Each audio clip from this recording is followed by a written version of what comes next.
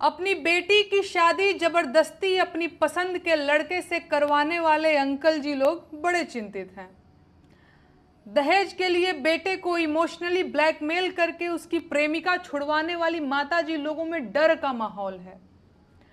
कई सालों तक प्रेमिका से रिलेशन में रहने के बाद जाति और गोत्र के नाम पर निकल भागने वाले पुरुष भयभीत हैं और बेरोजगार प्रेमी को पापा नहीं मानेंगे का बहाना देकर सरकारी बाबुओं से शादी ब्याह करने वाली महिलाओं में बेचैनी बढ़ती जा रही है।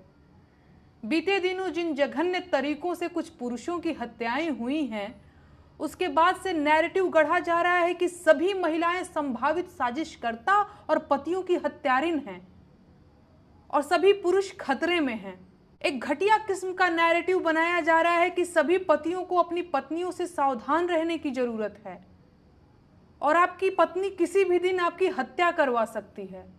ये बेहद गंभीर बात पूरे सोशल मीडिया पर मजाक के रूप में फैलाई जा रही है, जिसमें महिलाएं भी बढ़ चढ़कर हिस्सा ले रही हैं। हर तरफ तिरिया चरित्र के नारे लगाए जा रहे हैं और अब जल्दी ही महिलाओं को पुरुषों का जानी दुश्मन घोषित कर दिया जाएगा।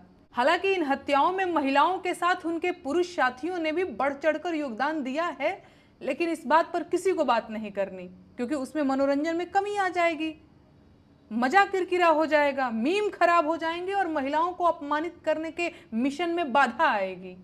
जबकि सच ये है कि हत्या की इन वारदातों से डरकर अभी तक किसी लड़के ने शादी से इनकार नहीं किया है, लेकिन कुछ काबिल लोगों ने मांग की है कि अब शादी से पहले कुंडली के साथ साथ लड़कियों की कॉल डिटेल्स की भी जांच होनी चाहिए। मैं कहती हूँ बिल्कुल होनी चाहिए, लेकिन सिर्फ लड़कियों की कॉल डिटेल्स ही नहीं, लड़कों की कॉल डिटेल्स की भी जांच होनी चाहिए।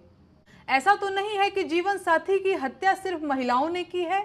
आंकड़े उठाकर देखेंगे तो पुरुषों के हाथ ज्यादा खून से सने मिलेंगे, लेकिन समाज ने इस चीज को इतना नॉर्मलाइज कर दिया है कि ये सब तो होता ही रहता है। चिंता की बात तो ये है कि अब महिलाएं भी इन अपराधों में शामिल पाई जा रही हैं। समाज में विवाहेतर संबंधों के चलते हत्याएं पुरुषों की भी हुई हैं और महिलाओं की भी। ऐसी हत्याओं में सिर्फ औरत या सिर्फ पुरुष को जिम्मेदार बता देना एक बेवकूफाना बात है। कोई पुरुष अगर अपने एक्स्ट्रा मैरिटल अफेयर के चलते अपनी पत्नी की हत्या करता है, तो क्या उस अपराध में एक अन्य स्त्री इनडायरेक्ट तरीके से शामिल नहीं है? उसी तरह कोई स्त्री अगर अपने विवाहेतर संबंध के चलते अपने पति की हत्या करती है, तो क्या इस अपराध से पुरुष समाज को पूरी तरह से बरी किया जा सकता है? हमारा समाज पुरुष सत्तात्मक और महिला विरोधी समाज है, जो महिलाओं को हमेशा गिल्ट में रखना चाहता है, क्योंकि इससे महिलाओं को डोमिनेट करना आसान हो जाता है। समाज महिलाओं को कंट्रोल में रखना चाहता है, जिसके लिए वो तरह तरह से उनका मोरल डाउन करता रहता है।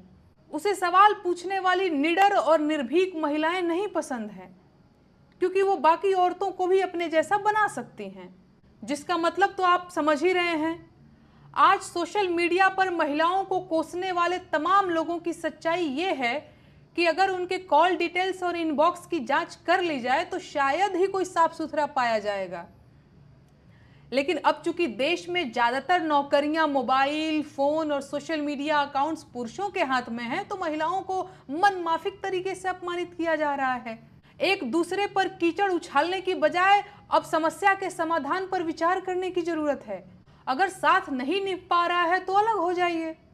तलाक लेकर सुकून से रहना जेल में चक्की पीसने से कहीं ज्यादा अच्छा है।